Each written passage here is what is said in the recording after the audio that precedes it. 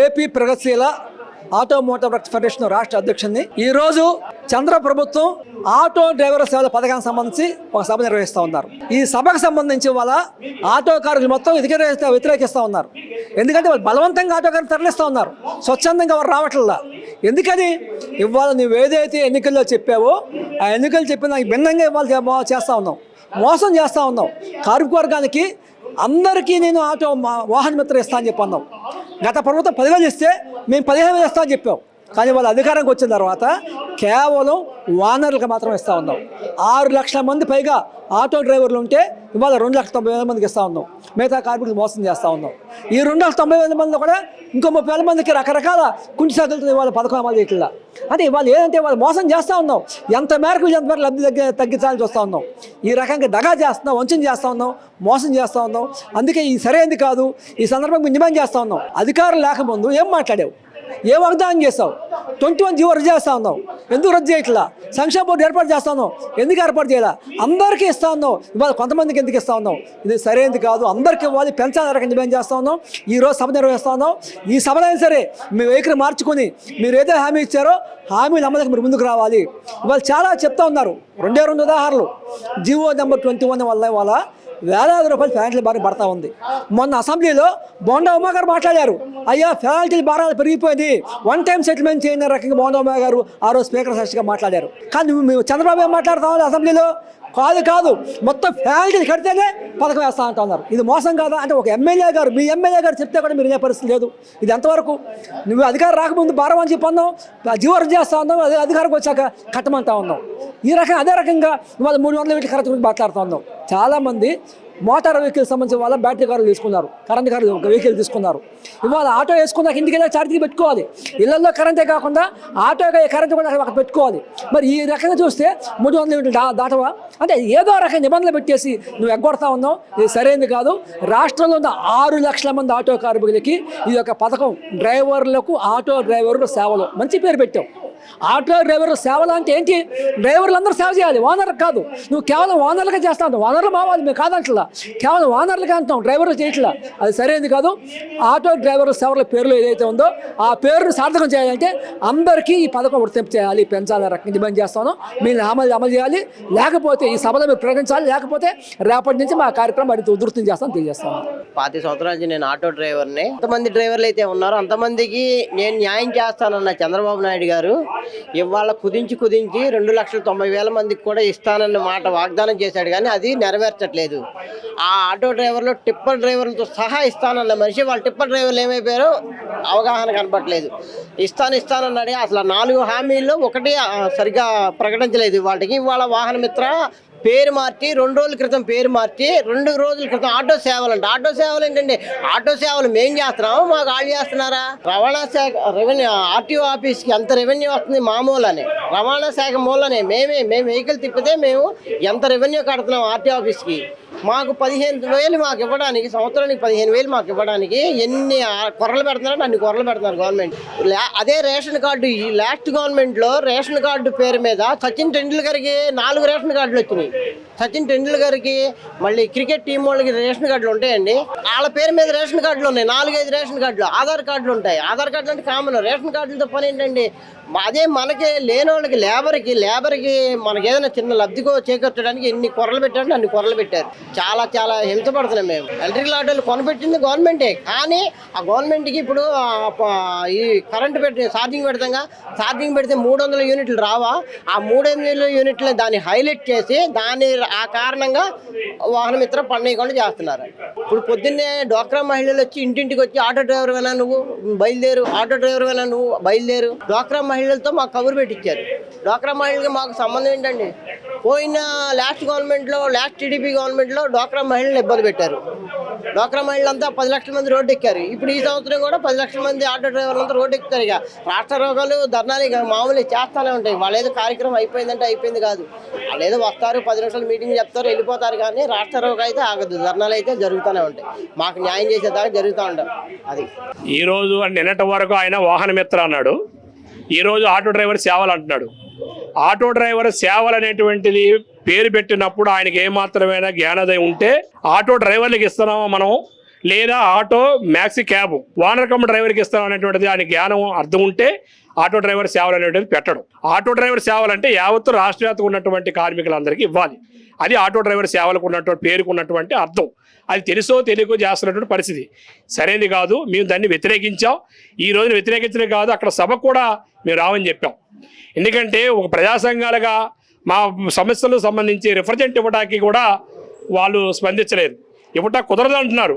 అధికారులతోటి బలత్కారం అవసరమైతే మమ్మల్ని అవసరస్తూ కూడా చేస్తామని చెప్పి నిన్నటి నుంచే పోలీసులు మమ్మల్ని బెదిరించే పరిస్థితి, కార్యక్రమం చేయొద్దని చెప్పన్నారు. అంత నీతి తక్కువ పనులు మేము చేయమని చెప్పాం. ప్రెస్ మీట్ పెట్టుకున్నాం. కేవలం ఈ రోజు ఇవ్వటానికి మీరు నిరాకరించడం వల్ల మేము ప్రెస్ మీట్ పెట్టాం. బహిరంగ లేఖ కూడా విడుదల చేస్తూ ఉన్నాం. చంద్రబాబు నాయుడు గారు ఏదైతే ఇచ్చారో హామీలు అమలు చేసిన అవసరం ఉంది. యావత్తు డ్రైవర్లకు అన్నారు, కేవలం ఓనర్కి ఇస్తున్నాం, సరైనది కాదు. డ్రైవర్లు అందరికి ఇవ్వాలి. సంక్షేమ బోర్డు రద్దు చేయాలి. అదేవిధంగా 21 జీవో రద్దు చేయాలి. సంక్షేమ బోర్డు ఏర్పాటు చేయాలి. అదేవిధంగా 5% వడ్డీలకి ₹1,00,000 4 లక్షల రూపాయలు రుణాలు ఇవ్వాలి. పెట్రోల్ డీజిల్ గ్యాస్ ధరల్ని వ్యాట్ తగ్గించాల్సిన పరిస్థితి ఉంది. ఈరోజు వేదిక మీద నువ్వు స్వచ్ఛత ప్రకటన చేయి. ఇగో నేను మోటార్ కార్మికులకు ఇచ్చాను హామీ, ఈ హామీలన్నీ కూడా అమలు చేయలేదు, త్వరలో అమలు చేస్తాను, ఇవన్నీ అని చెప్పేసి నువ్వు చెప్పు. నువ్వు ఆటో డ్రైవర్ సేవలో ఉన్నావు కదా, ఆ సేవ చెయ్యి. ఆ పద్ధతిలో చేస్తే అభినందిస్తాం. అట్లా కాకుండా 100-200 మంది కార్యకర్తలు పిలుచుకొని వాకరం పెట్టుకొని తూతు మంత్రంగా నువ్వు కంటిన్యూ దులిపేసేరిక తప్ప ఇంకోటి కాదని చెప్పదలుచుకో. విజయవాడ నగరంలో 15 లక్షల మంది భక్తులు వచ్చారంటున్నారు. కోట్లాది రూపాయల ఆదాయం వచ్చిందని చెప్తా ఉన్నారు. 15 లక్షల మంది భక్తులు వస్తే ఇక్కడ ఆటో డ్రైవర్లకి ఎంత ఉపాధి ఉండాలి? కనీసం రోజుకి 500 తోలుకోవాలి కదా. గ్యాస్ డబ్బులు కూడా లేవు. 100 రుణాలు కూడా తోలే పరిస్థితి లేక దీనంగా పరిస్థితి. ఎందుకంటే అక్కడ అడుగు తీసి అడిగేస్తే బస్సులు, బస్ స్టాండ్ స్టేషన్ నుంచి గుడి దగ్గరికి ఫ్రీ బస్సు పెట్టాం. అక్కడి నుంచి మరి సిటీ బస్సులు ఉన్నాయి, లైన్ బస్సులు ఉన్నాయి. ఫ్రీ బస్సు వల్ల మహిళలందరినీ కదిలిచ్చి ఒక రకమైనటువంటి ప్రచారం చేసి, అంటే గత ప్రభుత్వం వైసీపీ ప్రభుత్వంలో హిందూ మతానికి వ్యతిరేకంగా ఉంది, మేము హిందూ మతానికి అనుకూలంగా ఉన్నామని చెప్పేసి భారీ ఎత్తున ప్రచారం చేసి ఉత్సవ సభలని, ఈ సభలు అని చెప్పి కోట్లాది రూపాయలు వెచ్చించి ప్రజలను ఆ విధంగా తీసుకొచ్చారు. లక్షలాది మంది వచ్చారని చెప్తా ఉంటున్నారు. ఈ రోజు విజయవాడ నగరంలో ఉన్నటువంటి ఆటో కార్మికులు రూపాయి కూడా తోలకంట చాలా దీనంగా దసరా అనేటువంటిది లేకంట చాలా గౌరవాది బతుకులు పరిస్థితి ఉంది ఇక్కడ. నా పేరు మునిశంకర్రావు, ఎన్టీఆర్ జిల్లా అధ్యక్షుడిని. అయ్యా, మీరు ఈరోజు ఏదో 15,000 రూపాయలు వేసినంత మాత్రాన దాన్ని ఎవరు కూడా అంగీకరించలేకపోతున్నారు. ఆటో డ్రైవర్లని మీరు ఏదైతే ఆటో డ్రైవర్లను ప్రకటించారో ఆ మాట మీరు వెనక్కి తీసుకున్నారు. మీరు చంద్రబాబు నాయుడు గారు మీరు ప్రకటించిన మాట వెనక్కి తీసుకున్నారు. జగన్మోహన్ రెడ్డి గారు ఏదైతే 10,000 రూపాయలు అన్నాడు వాహన మిత్ర, దాంట్లో మీరు 5,000 కలిపి అదే వాహన మిత్ర అంటున్నారు. ఇదైతే సరైనది కాదు. మేమైతే దానికి అంగీకరించలేకపోతున్నాం. మీరు ఆటో డ్రైవర్ గురించి కూడా ఆలోచించాలా. ఆలోచించిన పక్షంలో ఈ ఉద్యమాలు ఆగవు. ఎందుకంటే వాడు గవర్నమెంట్ కాడ నుంచి మీ దగ్గర నుంచి లైసెన్స్ పొందాడు. 5,000 రూపాయలు ఖర్చు పెట్టి ప్రతి సంవత్సరం 2 సంవత్సరాలకి రెవెన్యూలు చేసుకోవాలా. దానికో 2,000 రూపాయలు ఖర్చు. కనుక ఈ డబ్బులు మేము ఆటోతోనే బతుకుతున్నాడు కదా. డ్రైవర్ ఎక్కడ బతకాలండి? డ్రైవర్ ఆటో తోలుతాడు, అద్దెకిచ్చేవాడు ఓనర్ ఉంటాడు, ఓనర్కి పడతాయి డబ్బులు. డ్రైవర్ పరిస్థితి ఏంటండి? కనీసం ఆలోచన లేకపోతే ఎలాగండి? కనీసం ఆటో ఓనర్కి డ్రైవర్కి ఏదైతే ఉందో 15,000 వేస్తున్నారో మీరు ఆటో డ్రైవర్ గురించి ఆలోచించాలి. కనీసం ఆయనకు ఒక 7,000 అని వేయాలి. మీలో చిత్తశుద్ధి ఉంటే, గవర్నమెంట్ని నడపాలనుకుంటే, లేని పక్షంలో రేపు అందరికీ జరిగేది ఓటే సమాధానం చెప్పిద్ది భవిష్యత్తులో. ఇది మా సందేశం. మీరు ఇప్పుడు ఆ పథకాన్ని అమలు జరపడం కోసం ఆటో సేవ అని చెప్పి, ఆటో కార్మికుల సేవ అని చెప్పి, నిజంగా ఆ సేవే అంటే మీరు ఇది అందరూ కలపాలా. బ్యాడ్జీ ఉన్న ప్రతి ఒక్క వ్యక్తికి నేను 15,000 వేస్తాననేటప్పుడు మీరు 400 చిల్లర కోట్ల రూపాయలు నేను కార్మికులకు ఇస్తానంటప్పుడు ఇంకొక 400 కోట్లు అవుతాయి, 800 కోట్లు అవుతాయండి. ఖర్చు పెట్టలేరా? ఎంత ఆటో వాడికి ఒక 1000 కోట్లు ఖర్చు పెడితే ఎంతండి? గవర్నమెంట్ కబ్జా చేసేది దాంట్లో ఏముందంటే ఎంత కబ్జా చేసేసుకుంటున్నారు? ఆటో కార్మికుడికి మీ పేరు ఉంటుంది, చివరి స్థాయిగా చంద్రబాబు నాయుడు సోమలక్షణాలతో ఉంటాడు. అది చేయాలా? ఏదో ఎవరో చెప్పింది మీరు ఇనిషియల్గా మొత్తం ఆటో కార్మికులకి మీరు బ్యాడ్జీ అని ప్రకారంగా మీ డేటా తీయండి. మీ రవాణా శాఖలో డేటా ఉంటుంది. మళ్ళీ మీరు నాన్ ట్రాన్స్పోర్ట్ చేయక్కర్లా, ఓన్లీ మీరు చెప్పిన మాట ఏదైతే ఉందో బ్యాడ్జీ ఉన్న ప్రతి ఒక్క వ్యక్తికి ఆ మాట మీకు సిద్ధశుద్ధి ఉంటే మీరు దాన్ని నిలబెట్టుకోండి. నేను డ్రైవర్లందరికీ వచ్చేమని చెప్పలా. ఈ మధ్యకాలంలో వచ్చిన డ్రైవర్లు ఎవరివి నాన్ ట్రాన్స్పోర్ట్ లైసెన్సు అది పనిచేయదు, పబ్లిక్ వెహికల్ తోలడానికి పనిచేయదు. మీరు మమ్మల్ని కూడా గౌరవించారు కాబట్టి ఏదో బతకడానికి మీరు కూడా రవాణా శాఖ కూడా దాన్ని అమలు జరిపారు. తోలుకుంటున్నాం, బతుకుతున్నాం. కానీ మేమనేది ఏంటంటే బ్యాడ్జీ ఉన్న వ్యక్తికి అన్నారు కాబట్టి అది మీరు తక్షణమే కూర్చోబెట్టండి. మళ్ళీ మమ్మల్ని కావాలంటే ఇప్పుడు వేసేయండి, మీరు వేసేసుకుని వేసేయండి. నెక్స్ట్ అయినా సరే మీరు కూర్చోబెట్టండి, ప్రజా సంఘాలు పిలవండి, అందరితో చర్చలు చేయండి. మీరేం మాట్లాడుకుంటే సుఖమే ఉందండి. నేను కలెక్టర్ గారు వచ్చారు, మా నాయకుడిని తీసుకెళ్లారు, అన్ని స్టాండ్లు తిప్పాడు, మాట్లాడించాడు, మాకు అవకాశం ఉన్నాను. ఉమా గారు మా కోసం ఎంతో ప్రయత్నం చేశాడు ఆటో రంగం కోసం.